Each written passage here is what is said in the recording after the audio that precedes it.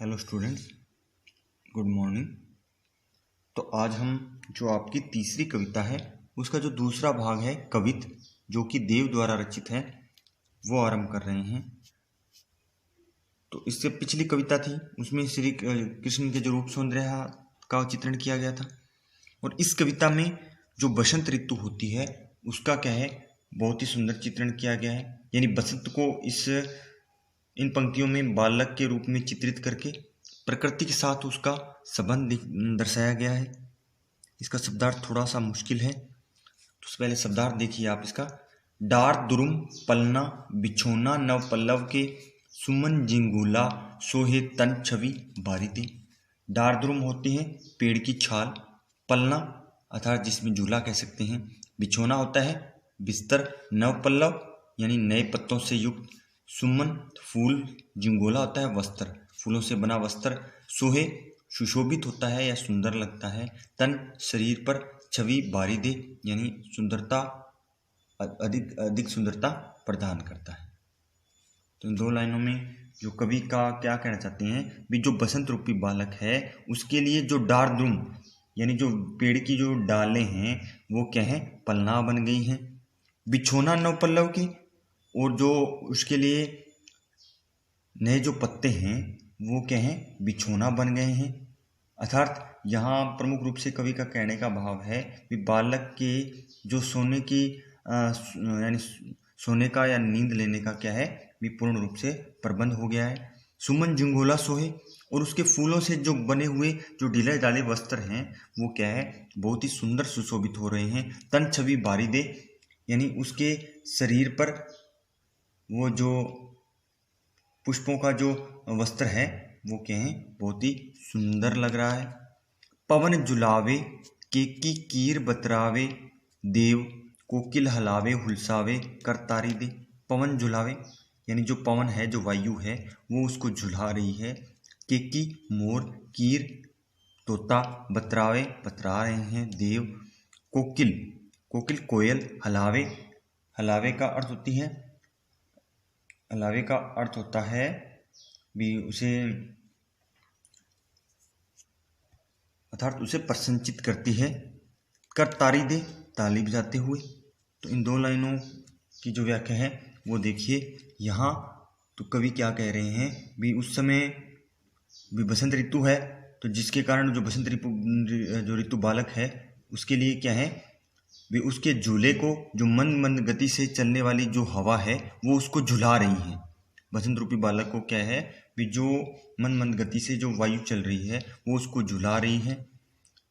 केकी कीर बतरावे देव, और क्या है, ये जो मोरनी यानी जो मोरनी और तोते हैं, मोरनी इतना सुंदर प्राकृतिक वातावरण है, बसंत ऋतु है, तो इसलिए क्या है ये जो मोरनी है या जो तोता है वो क्या है, अपने संपूर्ण प्राकृतिक वातावरण में क्या है, मीठी वाणी से उसे आनंदित करते हैं या उसे लोरियां देते हैं। ये बात बताते हैं देव। कोकिल हलावे हुलसावे कर तारी दे, कोकिल का अर्थ है कोयल, यानी जो कोकिल है या जो कोयल है वो भी अपने हलावे अपने हाव भाव से हुलसावे आनंदित कर रही है।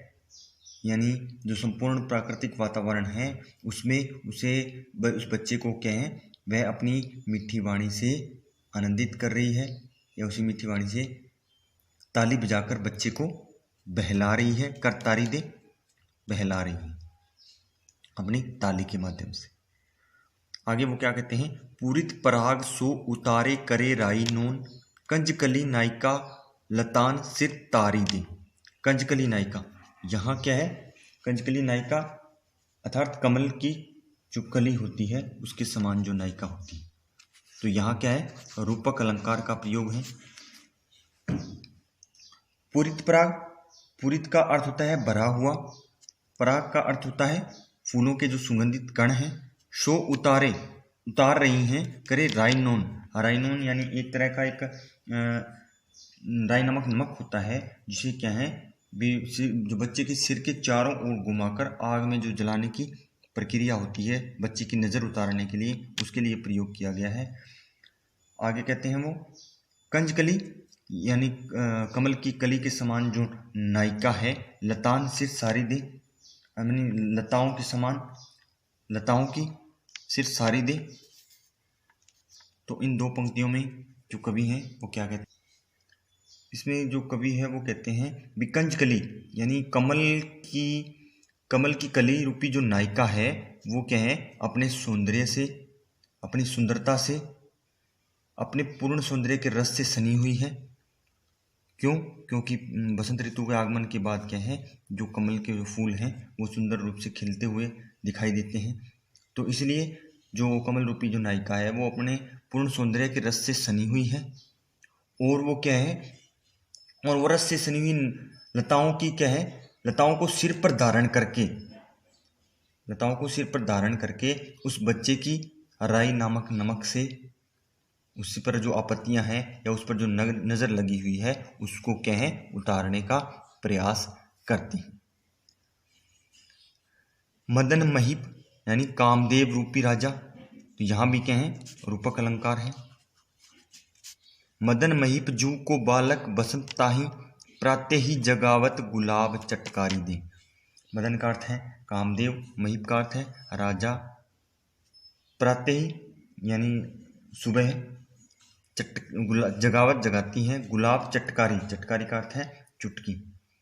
तो यहाँ कवि ये कहते हैं भी जो कामदेव के पुत्र जो बसंत हैं, कामदेव की जो पुत्र बसंत को प्राय क्या है, भी जो चुटकी बजाकर, इतना सुंदर वातावरण है उसमें जो कामदेव रूपी जो बालक है या बसंत है उसको प्राय चुटकी बजाकर जगाती है।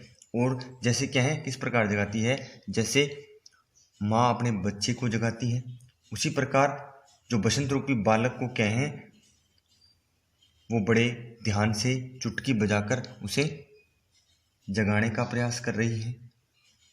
आगे है, इस पद्यांश पर आधारित प्रश्न है, आसानी से प्रश्न है, आप इनके उत्तर दे सकते हैं।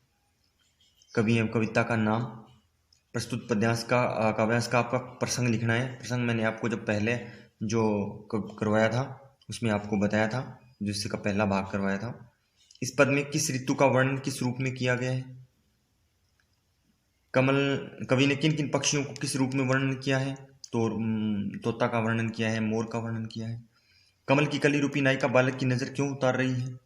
क्योंकि उस पर जो आपत्तियां हैं उसको दूर करने का प्रयास कर रही है। इस काव्यांश में कवि ने किन किन अमूर्त वस्तुओं को मूर्त रूप में दिखाने का प्रयास किया है? इन कौन कौन सी अमूर्त जो वस्तुएं हैं उनको मूर्त रूप में दिखाने का प्रयास किया है। अर्थात कवि ने जो बसंत है, फूल है, कमल की कली है, गुलाब है, ये जो निर्जीव वस्तुएं हैं उनको क्या है, संजीव रूप में इनका मानवीकरण किया है। लताओं को देखकर कवि ने क्या कल्पना की है? लताओं को देखकर कवि ने कल्पना की है भी जो ये नायिका की जो जरीदार और फूलदार साड़ी है, ठीक है, जो लताएं हैं जिसे नायिका ने क्या है, सिर तक ओढ़ रखा है। प्रातः किस प्रकार बसंत का स्वागत करती है? प्रातः गुलाब की चटकारी के समान, ठीक है, प्रातःकाल गुलाब का फूल लेकर बसंत रूपी बालक को जगाता है। इस पद्यांश का आपको भाव सौंदर्य स्पष्ट करना है। तो भाव सौंदर्य में प्रकृति का उद्दीपन रूप में चित्रण किया गया है। और क्या है, बसंत का जो विलास होता है, जो उसका वैभव होता है, उसको सूप बालक के समान चित्रित किया गया है। प्रकृति के विभिन्न अंग क्या है, बालक को खुश रखने का प्रयास करते हैं। आगे आपको इसका काव्य सौंदर्य स्पष्ट करना है। काव्य सौंदर्य में शब्दावली किस प्रकार की है? तत्सम शब्दावली है, ब्रजभाषा है, वात्सल्य रस है, संपूर्ण कवित्व में क्या है, अलंकारों का प्रयोग है। तो इस तरह आपका होमवर्क यही रहेगा भी इस पद्यांश पर आधारित जितने भी प्रश्न हैं वो आपको फेयर नोटबुक में अच्छी तरह लिखने हैं और अच्छी तरह लर्न करना है।